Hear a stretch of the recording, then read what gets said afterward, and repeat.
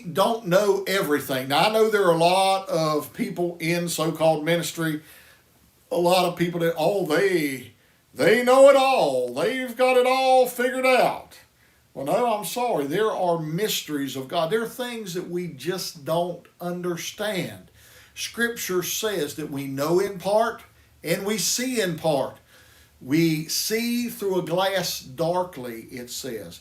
And it even is in Scripture where it says that there will come a point in the future when God, it says, will set us down and He will tell us the half that's never been told.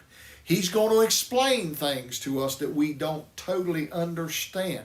These are the mysteries of God. And I've said this on many occasions, but it is true. I don't know is an appropriate answer, but there are so many people, and especially those in ministry, who cannot bring themselves to think, well, I don't know everything. And they'll make up something. Or they'll add something, they'll take away. Scripture says we're not to add, we're not to take away. It says what it says. Let us understand that there are mysteries. There are things that we just don't know. And that's fine.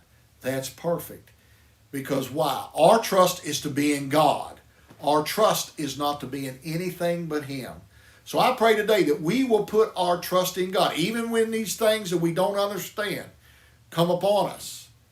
Let's trust God because He already understands it. He is already ahead of it long before we are.